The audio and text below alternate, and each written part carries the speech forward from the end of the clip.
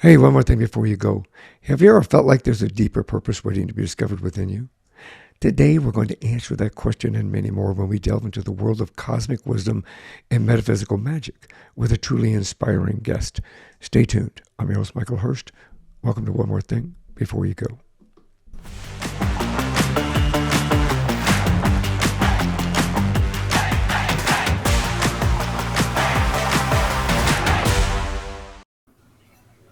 Natalie Viglione is the founder of the Disrupt Now programs and the podcast and a Team Goo, all held within the Sacred Soul Health Trust. Her mission is profound. She serves as a vessel for the Cosmic Mother and the Wisdom Keeper of the authentic Celtic-Druid lineages. And we're going to talk about that. As a Master Herbalist-in-Training, Natalie's dedicated to helping us stop suppressing our gifts and illuminating the path for fellow Indigos and Starseeds. We're going to talk about that as well. To launch their missions on Earth. Join us as we explore how Natalie helps us to reawaken magic, remember our true divinity, and open doors to natural healing. It's time to dissolve the old and awaken the new. Welcome to the show, Natalie. Hello, Michael. Thank you for having me. An amazing opportunity to inspire, educate, and motivate some people here. I think you've got a wonderful message. Thank you. Yeah, I mean, we are in an age of uncovering so many truths, aren't we? We are. Tis the time. Yeah. Yeah, I think the world and the universe has kind of opened some doors and windows that have changed us dramatically, especially in the last month or so. So, yeah, I think that we're open. We are. I won't say open, but we are in for a new journey. Yeah, We'll say that. absolutely. Well, I Yes. kind of like to start at the beginning. So I know that you spent 17 years climbing the corporate ladder in San Francisco, and New York City. Yeah. Um, can we talk about that? Like where you came from, where you grew up, and what your parents were like? Yeah. So interesting that I ended up going into the cities, coast to coast, because I actually grew up in a very small town in Nevada. And the it was kind of that essence of, I always knew that that was just not a place that I wanted to be, and there was so much in this world to discover, and so much um, was beckoning me forth, from within. And so I actually ended up leaving quite early. I was 17 and I was like, okay, bye, gotta go. And the whole, how things rolled from there has been an interesting discovery of self and evolution. But I think the biggest element that I have noticed, when you really look back and you can see your path from the time that I was a young little girl, I never felt like I was like I didn't fit in. Things were just, I felt like I saw the world very differently than most, and never quite had that place. And that was kind of that's always like this underlying underpinning feeling. So in the journey to discover, like, why do I feel that way, I was able to discern, that there are star seeds, there are what we call indigos, there are these soul essences, that come from other cosmic, otherworldly places, if you will, to assist in some unique way. And as I entered the workforce and started that 17-year journey, it was very intriguing that all the magic that I held as a young girl, from storytelling and books and quests, and I was very very much into magic, of the natural world, how much of that got suppressed over many many years. So what ended up unfolding is, I it was at a critical point about 8 years ago, roughly, when I left corporate, because I felt my soul literally, and the Natalie essence, if you will, ready to divide if I would have stayed on that corporate path, which was highly toxic, highly negative.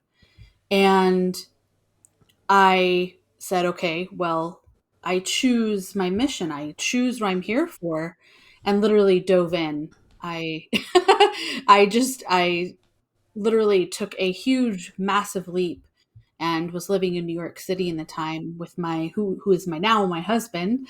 And so the last 8 years have been cultivating my own mission in my own ways, but it also included a lot of unfolding from the previous 17 years of that toxicity, which of course we can dive more into as well. Well, I mean, obviously, I think that we as individuals, especially growing up, we have callings within ourselves that sometimes we listen to, sometimes we don't, or ignore, or don't understand. Hmm. That we're being whispered to in our ear, in our heart, and in our soul, to be able to create or move forward in a different direction. Hmm. If I can ask, may I ask what you did in the corporate world? Oh yeah. So I was called into the marketing realm and writing and sales. So I was always in that sales marketing arm Hmm. of these corporate entities. Um, which, naively I think about it now, but I was called into that because, the fascinating thing about what marketing should be, it should be actually looking at how you serve humanity. Yeah, it really should. But it should. And what we see is a very different expression of that today. It's more, how much money can you make? So it was always this push and pull between the true self, Natalie, and the what corporate self had to present, which is a very difficult tightrope to walk. I think even as creatives, that's difficult. Our youngest daughter, actually is in marketing. She's the marketing director for a company that she always has these internal dilemmas with regard to the message Yeah. that they want to put out and the message she wants to put out. Yeah. She had to Yes. find that balance. Like, okay, well, that's what the boss is saying, but I think it needs to be this way. Yeah. And so I definitely understand you coming from that direction. Um, what does it mean? I mean, you talk about being a cosmic mother of wisdom, and Hmm. what does that mean exactly? How'd you come about that? Is it?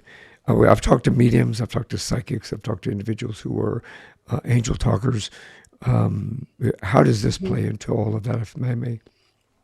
Yeah, absolutely.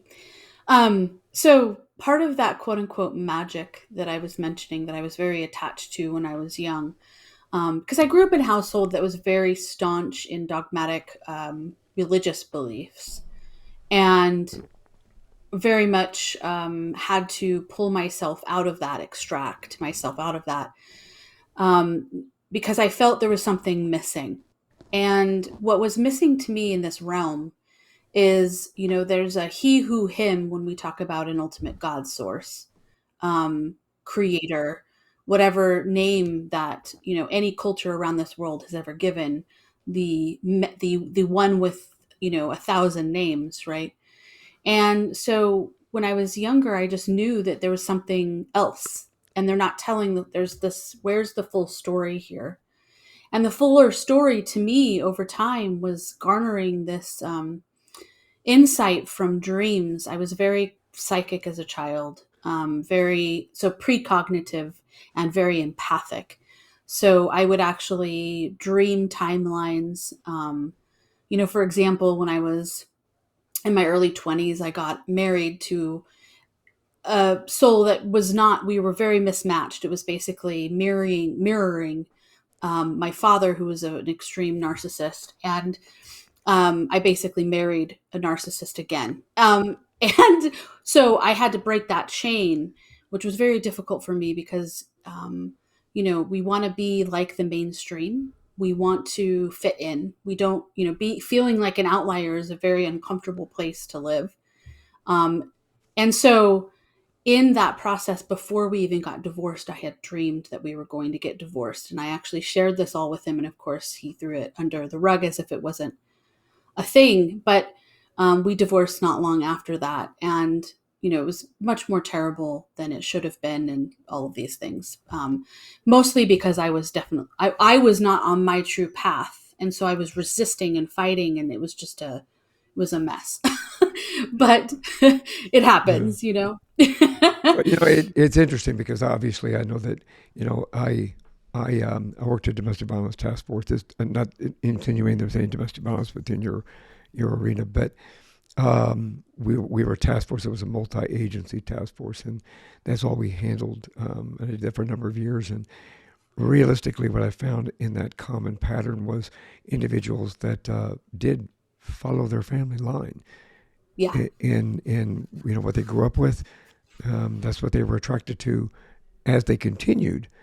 And unfortunately, they continued along that path, and a lot of times they were stuck in that endless loop. Yeah.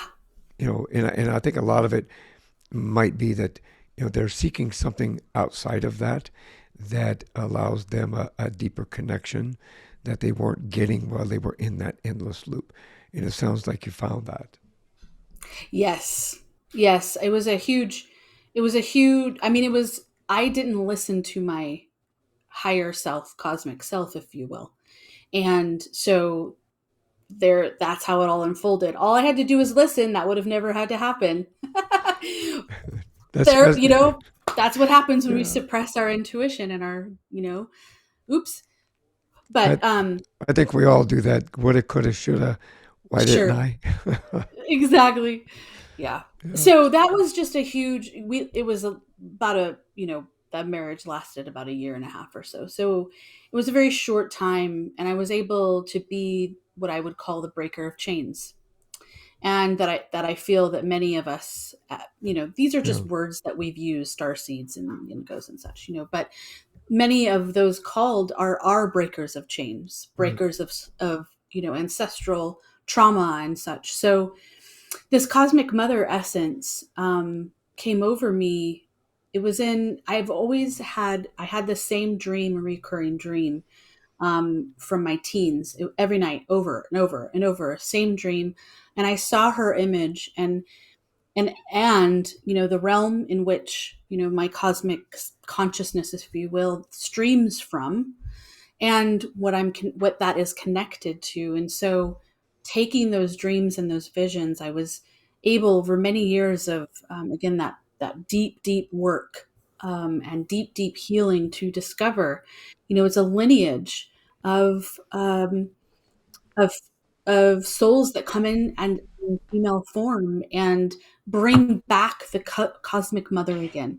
This is that other half that I was saying that is missing from so many of the teachings, is the cosmic mother. We have a cosmic father. We hear he who, we hear he and him. We never hear her.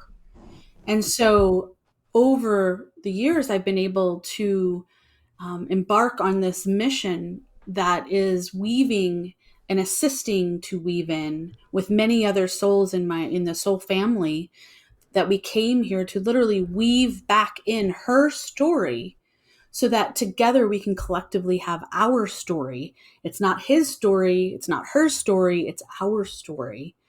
And so this is how this has all come together, and why I put out there that I'm serving in this way of being, a code bringer or a storytelling, messenger.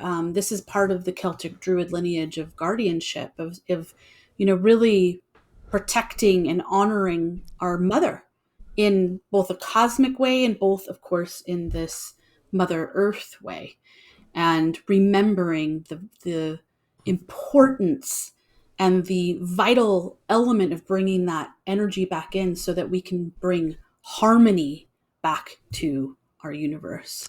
I think the universe needs harmony at the moment. I Yeah. really do, and I think that unfortunately um, we don't have the harmony that we should have. And I think that Yeah. what you bring in regard to that, especially from a feminine perspective, is something that is a much needed opportunity to heal.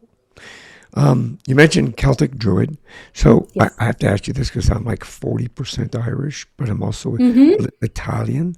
So I know that Viglione's Italian. How does the Mm-hmm. Celtic Druid lineage come into play? Yeah, great question. Um, so that's my married name. So my husband's full blood Italian. Oh, yeah. um, That's how that comes yeah, into play. that's how that comes into play. So my ancestry is very much going back into what we would call I do a lot of teachings on this. Of it's called in the ancient times it was called Albion, which means the heart of the world. Like Scotland used to be called Alba.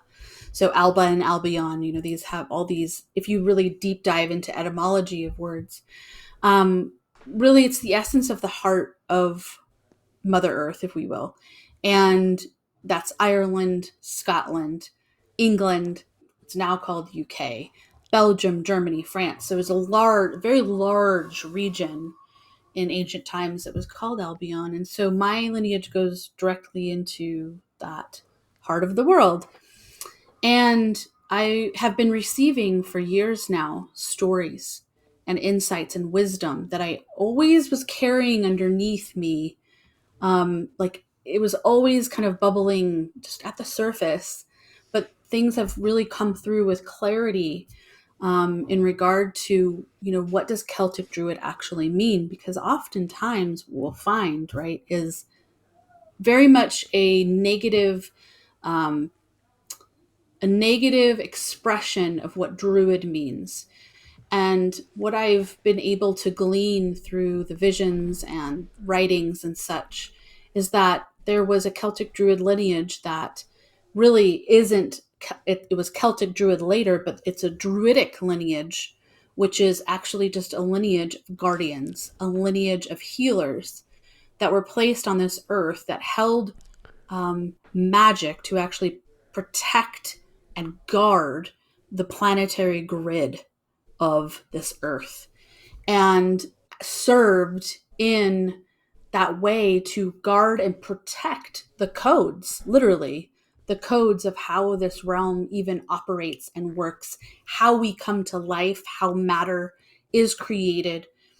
And I noticed that there was at some point a break in the story, like when we look at our texts and scrolls in ancient times looking at Ireland. There's a book of invasions that is what it's called, and it's a prose essentially from Ireland. And what it has shown me is that at the Druidic lineage, there was a genuine Druidic lineage, and then there was a massive genocide to actually take out the true organic lineage and basically replace them with imposters. And this is where you start to see stories weave in that are talking about, sacrificial things of with humans and horrible, horrible, horrible, almost, using ritualistic means to do harm. And that was a very specific point in time. And so when I speak of Celtic Druid, when I speak of Druid, I speak of this genuine before lineage that unfortunately, was eradicated, which is a big, big learning and a big, it was like a big, oh my God, wow. Yeah. For me, even. Well, I think it's for everybody, especially if you have any kind of lineage that goes back through that region. You kind of United Kingdom, Ireland, Scotland, England, France. Hmm. My wife is her lineage is Scottish.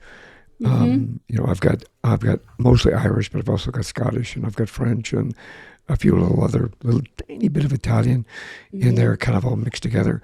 But so I've always been interested in that area anyway. Yeah. Um, from what I understand, Druids, just so our audience can help understand our community, Druids can be. It was a group of individuals that were, I think, like kind of a priest-like, and judges and teachers and people like that contributed back to society in such a way that it allowed us a better understanding of our connection with Mother Earth, basically in the universe. Correct? Yeah, yeah. And men and women alike. held positions as this in this within this Right. lineage. It's actually very much akin to the Merlin. It's the Merlin lineage, who isn't, one human. It was actually a lineage. And in my research and in my um, just in visions and dreams and things, what has been uncovered is also this connection into, druids are basically what we now have called monks, so teachers and guides, and in the spiritual connection of all things, as if, like you just said, the universe, the earth, and um, holding reverence for the divinity that is intertwined in all things, and serving as moral judges, if you will, for those that work against natural laws. Yes. Um, Which I think we so, need more of, actually. yeah, In regard to that, I yeah, think we need more of. I know yeah, that you're an herbalist, yes. and I wholeheartedly, 100%. I have an autoimmune disease that I manage. I manage it with herbs and diet, and things like that. Mm-hmm. I don't use any type of medication in regard to it, and Mm-hmm. so I believe in that wholeheartedly. How does Mm-hmm. your herbalist journey integrate into the Celtic Druid lineage methodology that you are ingrained with and share with others? Yeah, the interesting thing is that the druids were also the healers. Yeah. And so this is where the inversion started to happen, like the word witch. If you go back into the etymology, witch actually means healer. So all of these things started to take away the truth of what these names, titles, really they're titles of lineages of humans, whether, again, a male or a female. And so the gifts really reside at the core. When I was little, I was so um, protective of nature, and that is part of the consciousness that I carry. Obviously, as a cosmic mother lineage, the lineage of creation of the natural world, the trees and the animals and everything, is so important to protect. And again, the druidic lineage is part of the protection, guardian race of beings that were always serving in a protectorship way to ensure that the natural world could continue in its organic form. Unfortunately, that was stopped abruptly, and we are now in this very unbalanced world due to that.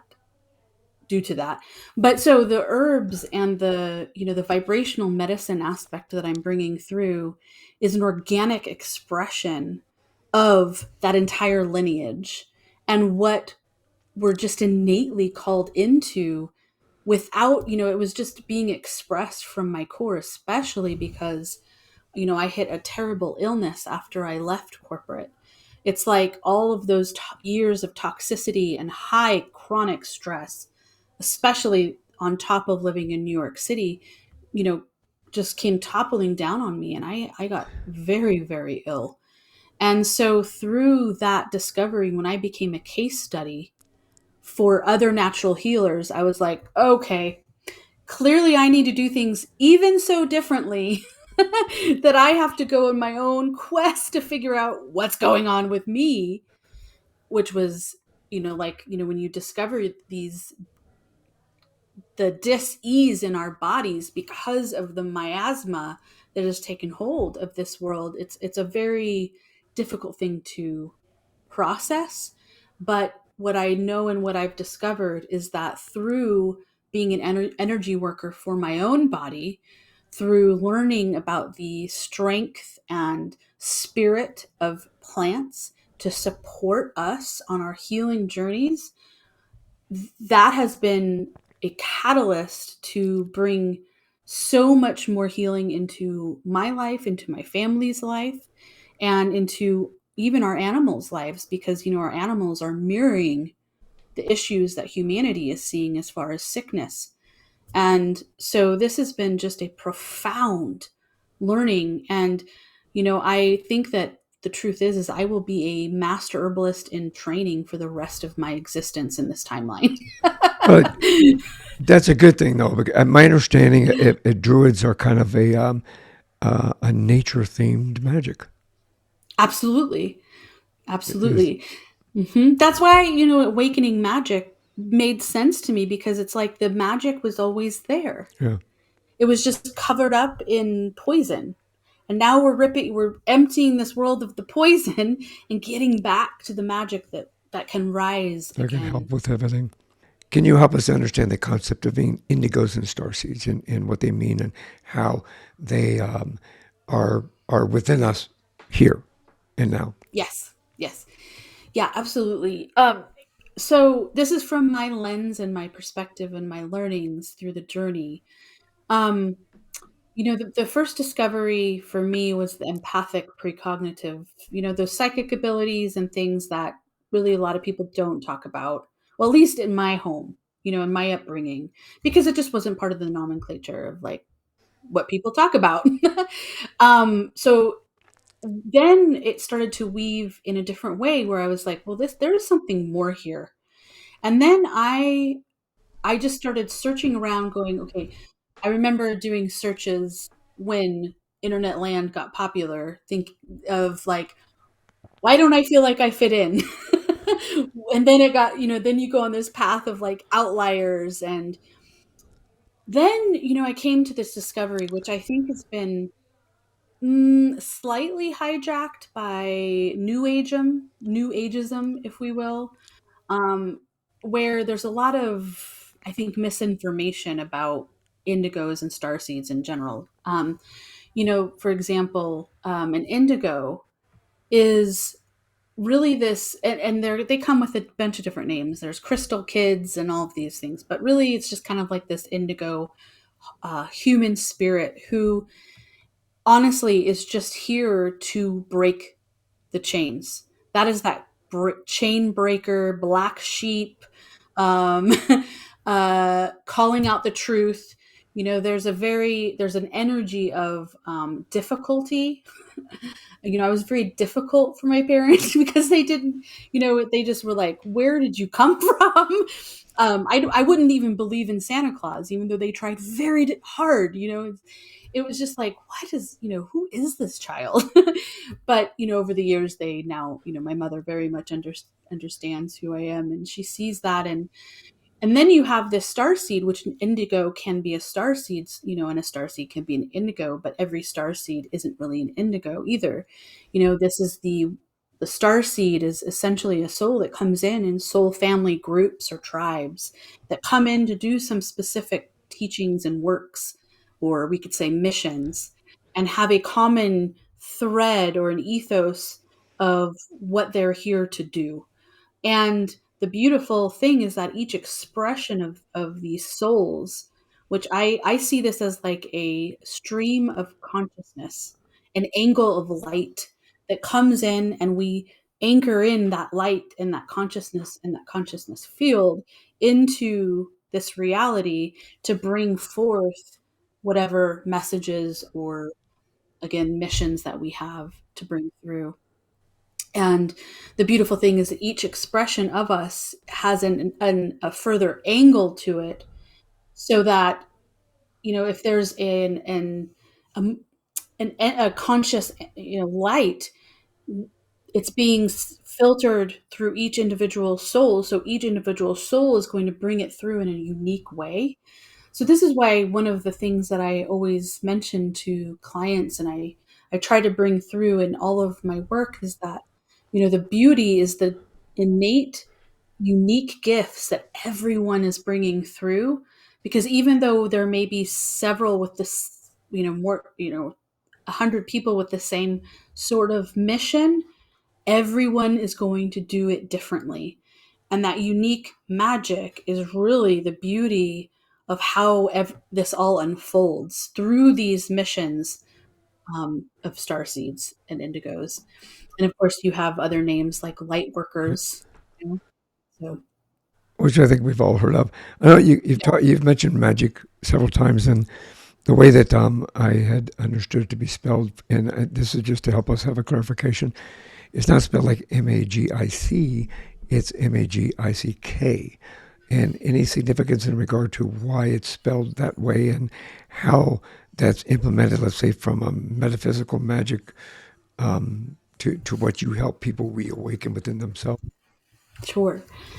Yeah, I think that when I was really beginning to tap into this field of what does magic mean? What does divine magic mean? What is this love magic Yeah.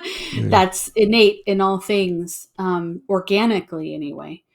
And what I wanted to make sure to when you look at the etymology of the word magic, the real you travel back and into these ancient root languages, and there's Majik. There's a lot of different spellings, but I chose Magick for the plain reason that it's real magic and not the magic Magic that you see on the stages in Las Vegas, for example. I think that's of an important discernment, and because I know that words are spells, really, any time that we have an intention to use words, the words matter in that way. And so that's why I, from a metaphysical standpoint, wanted to put the intention out that, we're not talking about the inverted weird magic that you see, on street corners, or, it's a very, Well, there's an illusion. They create an illusion, yes, and magic happens within ourselves, our soul, and the universe, exactly, and in conjunction exactly, with Mother Nature. exactly. Yeah. With the organic world. Yeah. So it's like an expression of, the organic versus inorganic. Yeah, that helps. That I helps. know that you. What are some of the key ways that you help people reawaken their magic from within their side? Because I know that you've embarked on a career, you left the corporate world, and what you're doing now, your goal or your mission is like we all like to find purpose. I left the police Mhm. department. I was injured actually, so I was universe gave me the choice, put Mhm. me in the direction that I had to reinvent my purpose itself because we all look for purpose. Yep.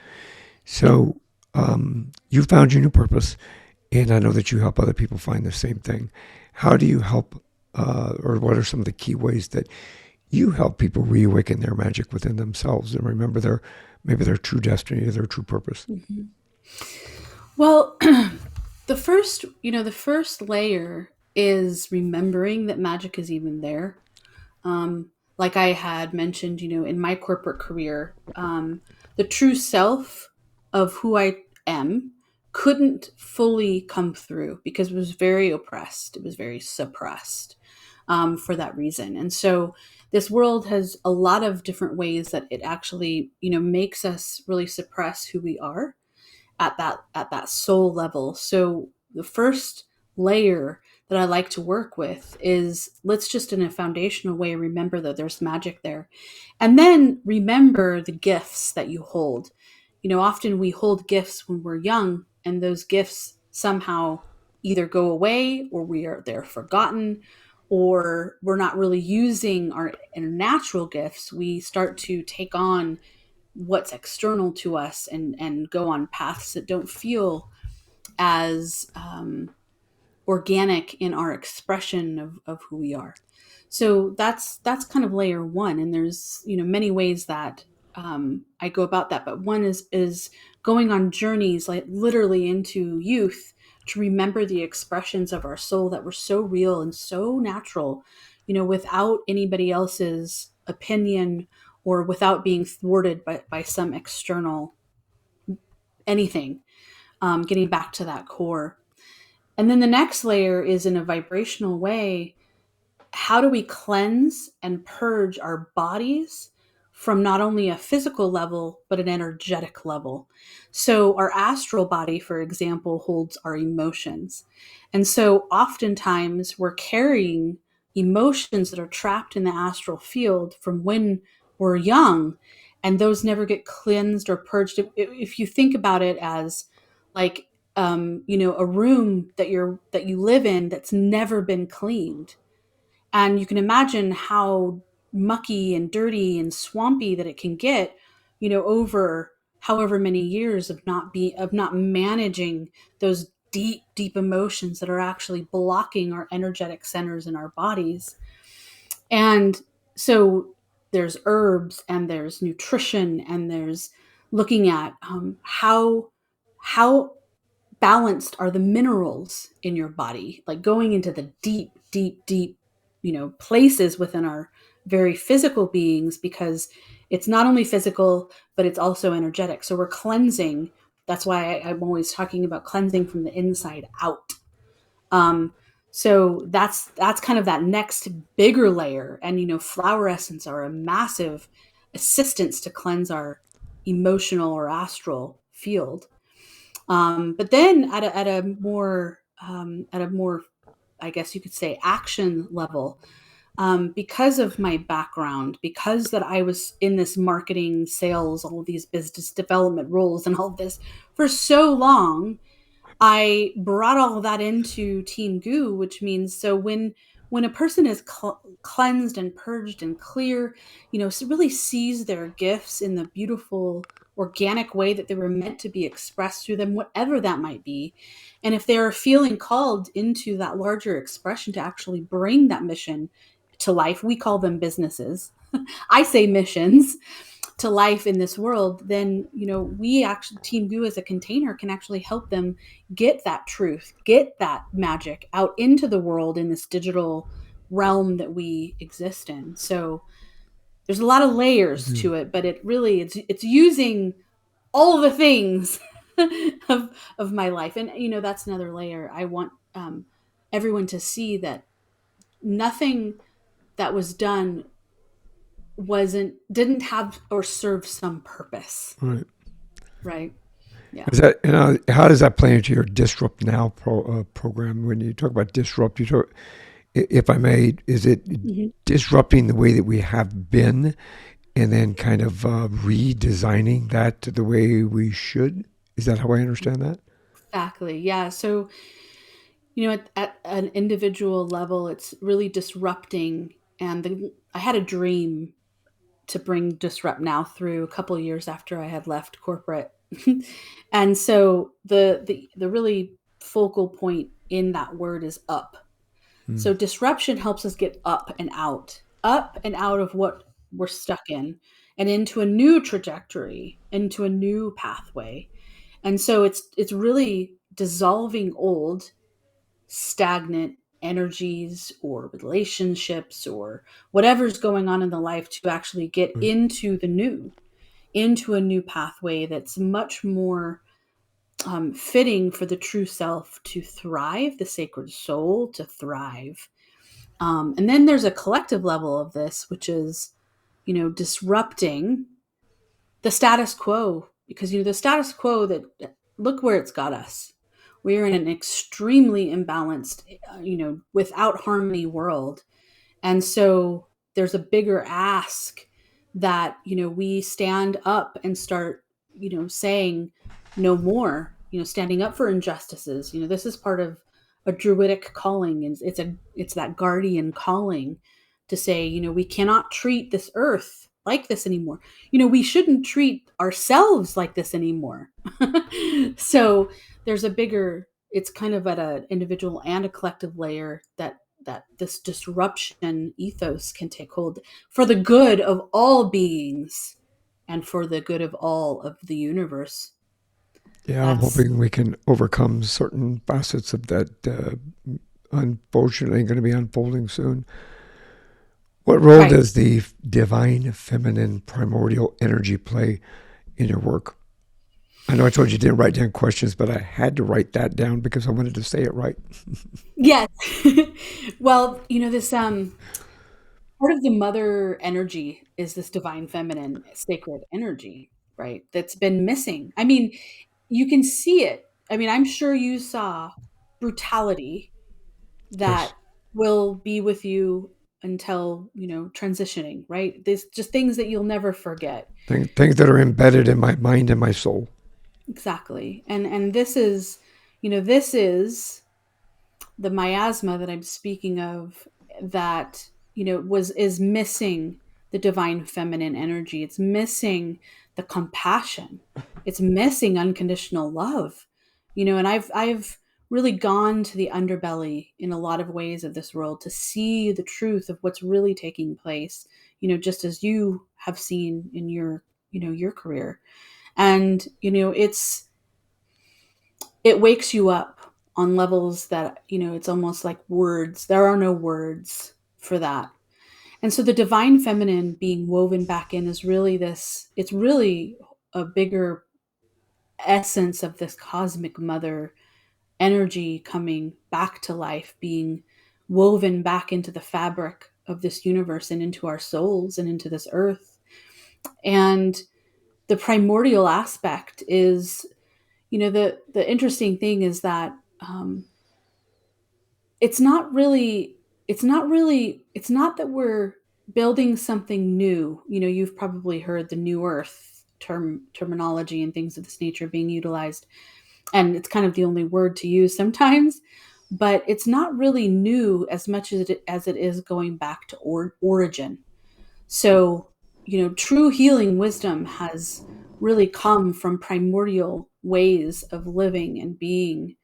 And so I really see origin as coming back to life again in what was meant to be very divine, very beautiful, very sacred, and bringing that and weaving that back into our daily lives.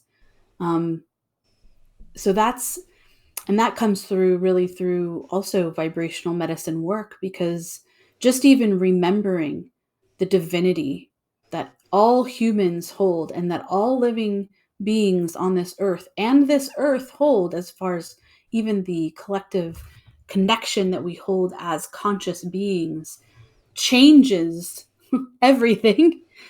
Because I think that if we really remember that we are all energetically connected, we'll think again or take responsibility for how we treat even ourselves, let alone, others around us or animals or the trees, right? So that's how that all weaves into this. I think that it's important that we understand that we need to realize that what we have in place now can be destroyed in an instant and life can change. Mm-hmm. And that, in my opinion, I feel that you need to open your eyes and pay more attention to your home. And yeah, don't do things that are going to destroy it. We should live in harmony, not in disruption Mm-hmm. of that type, not disruption of that type.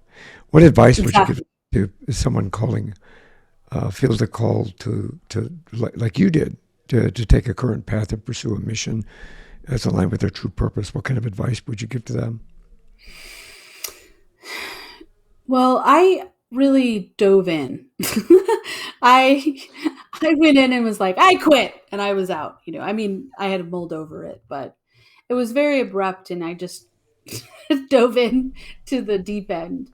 I don't think that everyone should do that. I think, the beauty of others that have traversed that transformation is, from my lens, these missions, these callings, which are they are coming from a very sacred, very primordial, if you will, place within us. And so when we have that itch, when we have that call, when we know it's there, there's beautiful ways to express that, even in small little pieces. For example, the very thing that we're talking on right now, a podcast, right? Is start to gather what that mission looks like and start talking about it, because the more that one can formulate and use the throat chakra and really, um, step through the fear of being seen and known and heard in perhaps a new light in a whole new way than ever before, it actually starts to heal whatever is blocking the ability for you to bring that mission through. And also, not to think that every mission is going to change the entire world. You know, our missions can be very local and very, very much to benefit those around us. So, if it's about the calling and about hearing that and recognizing that's very real, and we're not crazy for feeling these things, these are the roots of our soul birthing through us so that we can bring whatever work we're here to do. Those are So, great tips and words of advice. We've talked a lot about program. You've got a program called Disrupt Now that you do, and Team Goo. How does someone get in touch with you, and what can you do for us about sacred soul health? yeah. NatalieViglione.com is best, and it's NatalieViglione.com for those that aren't watching. And the initial, that's the best place because that really connects to my quote unquote everything in one place, to go on an exploration. And regardless of where someone is starting at, whether they have a full-fledged mission and just ready to take it to this level and place where they feel like they're creating in a powerful way and getting their voice into the world, um, Team Goo is there to serve those that are on that. They're just there and they just need a strategy and a way to flow more of their magic into the world. But on the other end of the spectrum, from a getting healthier, getting more vitality, bringing more of the awareness of your inner discernment. The vibrational medicine sessions are one-to-one sessions, and I always do discovery calls because it's about truly making sure our vibrations match and that what I do and how I serve is exactly what you need. It's amazing, and I'll make sure that those are in the show notes as well, so that people have an easy way just to click it and Brilliant. connect with you. You also have an Instagram, which is shown here on the screen, that people could connect with you as well and follow you. Hmm. Yes, and I have a YouTube channel. I have to be honest, I don't use my Instagram very much. It is there because let's just say they did not like me talking about natural health stuff. And so I got Mm-hmm. actually most of my longer channels completely ripped down last year. So I had to start over, which was very intriguing.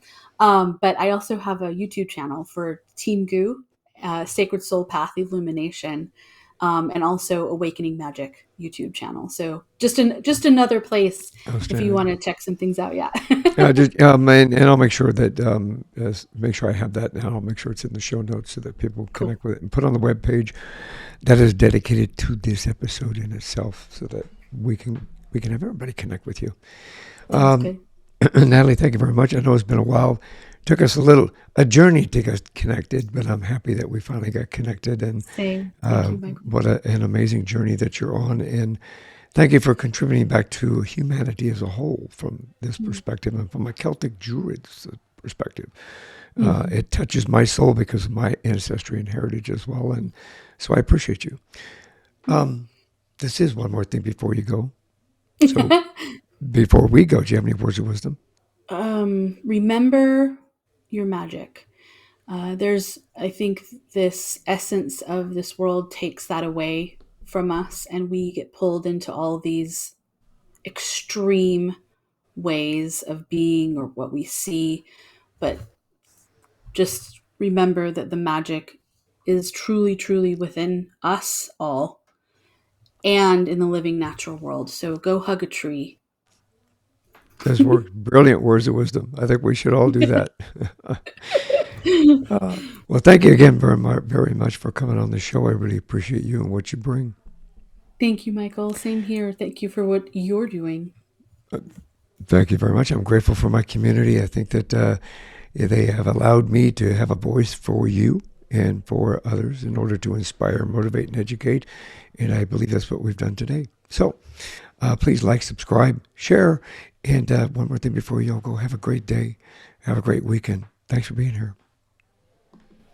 Thanks for listening to this episode of One More Thing Before You Go. Check out our website at beforeyougopodcast.com. You can find us as well as subscribe to the program and rate us on your favorite podcast listening platform.